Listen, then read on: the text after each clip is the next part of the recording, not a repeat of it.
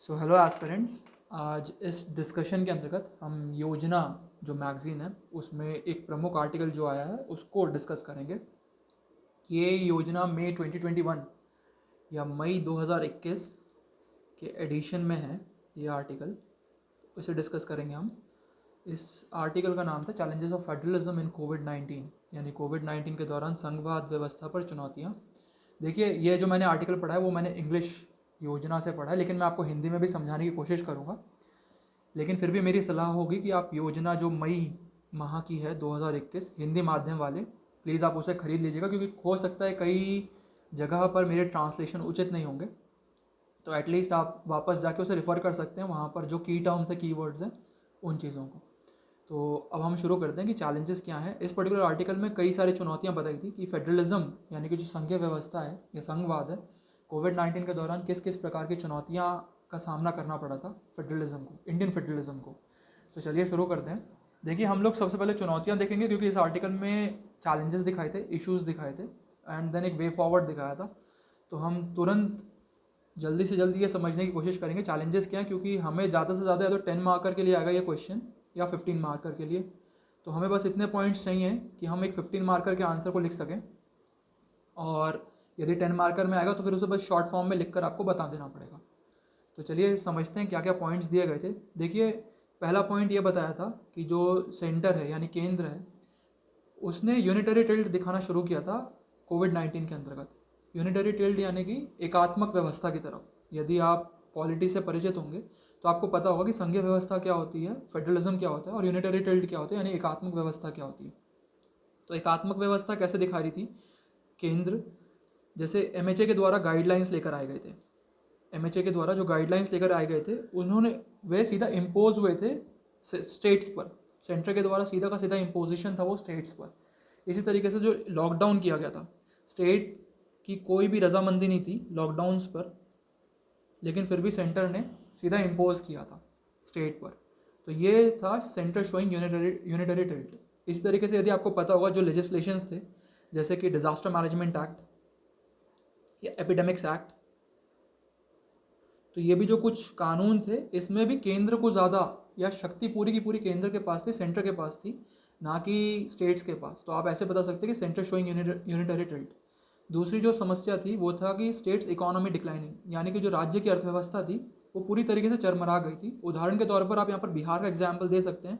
जब लॉकडाउन हुआ था तो बिहार ने केंद्र को एक पत्र लिखा था कि उनके पास अब बिल्कुल भी पैसे नहीं बचे हैं मनरेगा या कोई भी गवर्नमेंट स्कीम्स की फंडिंग के लिए, तो कृपया उन्हें फंड्स ट्रांसफ़र करें। तो आप यहाँ पर ये उदाहरण दे सकते हैं किस तरीके से अर्थव्यवस्था चरमरा गई थी राज्यों की। देन आप ये बताइए, न्यू लेजिस्लेशंस इसी दौरान आए थे। कई लेजिस्लेशन सरकार इसी समय लेकर आई, जैसे कि जो न्यू फार्म्स बिल है, आप उनका उदाहरण दे सकते हैं। कृषि कानून जो सरकार लेकर आई थी। देन इसी तरीके से लेबर कोड सरकार लाई। भले ही सरकार ने ये सारे कानून ले आए, लेकिन फिर भी इसमें राज्यों की सहमति नहीं थी। केंद्र ने डायरेक्टली ये चीज़ें इम्पोज की है स्टेट्स पर। तो आप ये बता सकते हैं कि स्टेट्स की कोई भी रजामंदी नहीं थी, और इसके पश्चात फिर राज्यों को काफ़ी कठिनाइयाँ देखनी पड़ी। उदाहरण के तौर पर पंजाब या हरियाणा में आप देखेंगे तो न्यू फार्म बिल के चलते वहाँ पर जो किसानों के द्वारा हड़ताल की जा रही थी, उससे राज्य की अर्थव्यवस्था और राज्यों को काफ़ी दिक्कत हुई थी। उनके लॉ एंड ऑर्डर को काफ़ी परेशानियों का सामना करना पड़ा था। देन आप बताइए कि बोरोइंग्स। देखिए, सरकार ने क्या किया, केंद्र सरकार ने जब कोविड-19 से केंद्र को ये पता चलने लगा कि राज्यों की अर्थव्यवस्था ठीक नहीं है, तो वित्त मंत्रालय ने फाइनेंस मिनिस्ट्री ने एक सर्कुलर जारी किया, जहाँ पर आरबीआई के द्वारा भी ये बात कही गई थी कि उन्होंने बोरोइंग लिमिट जो स्टेट्स की है वो बढ़ा दिया। 5% तक की लिमिट इजाफा हुआ था, वृद्धि हुई थी 5% तक की। तो आप ये बता सकते हैं कि केंद्र ने ये राहत कदम उठाया था, लेकिन भले ही राहत कदम उठाया था, केंद्र ने उसको साथ ही साथ कुछ कंडीशंस दे दी थी। ये कंडीशंस इतनी सख्त थी, इतनी कठिन थी कि जो राज्य थे, अधिकांश राज्य उस कंडीशंस पे खड़े नहीं उतर रहे थे। और ऐसे में भले ही बोरोइंग लिमिट्स बढ़ाई गई हो, 5% किया गया हो, लेकिन वो केवल कागजी हो गया था। तो आप ये दर्शा सकते हैं कि कैसे यहाँ पर भी राज्यों को दिक्कत का सामना करना पड़ा था।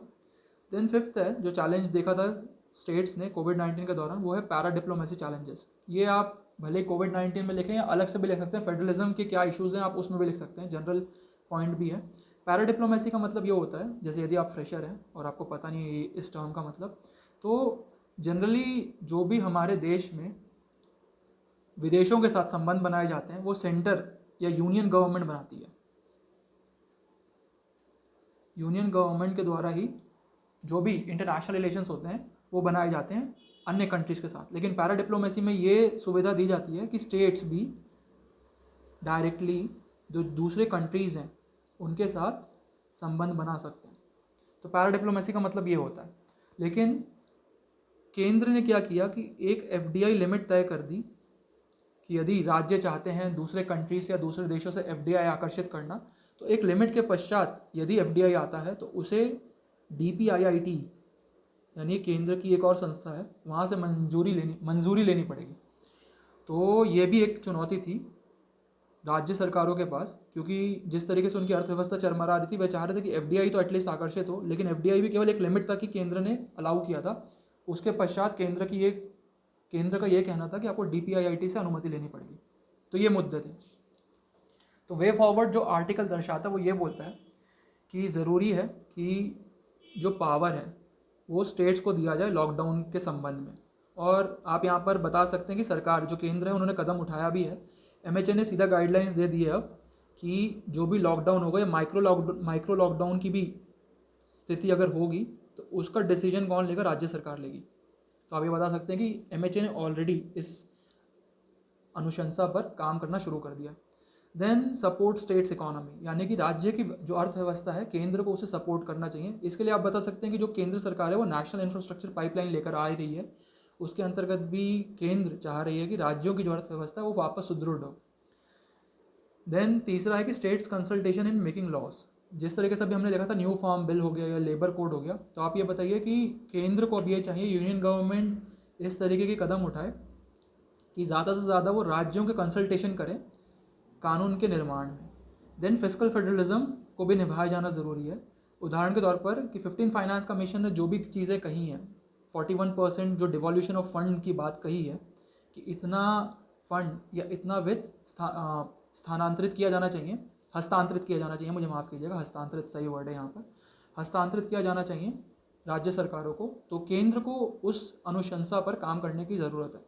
And then decentralisation in para diplomacy, जैसे अभी हमने लास्ट पॉइंट समझा ही था, तो ज़रूरी है कि केंद्र वहाँ पर ज़्यादा से ज़्यादा विकेंद्रीकरण करे, डिसेंट्रलाइजेशन करे पैरा डिप्लोमेसी के अंतर्गत, ताकि राज्य सरकार सुदृढ़ अर्थव्यवस्था की तरफ आगे बढ़ सके। तो ये अगर ऐसे कदम उठाए जाएंगे तो वो जो फेडरलिज्म है वो यूनिटरी टिल्ट नहीं लेगा, बल्कि स्ट्रॉन्ग, जिसे बोला जाता है कोऑपरेटिव एंड कॉम्पिटिटिव फेडरलिज्म, जो हमारे प्राइम मिनिस्टर का गोल है, ऑनरेबल प्राइम मिनिस्टर जी का गोल है, वो लागू होगा। तो इस तरीके से ये आर्टिकल ये कहने की कोशिश कर रहा था।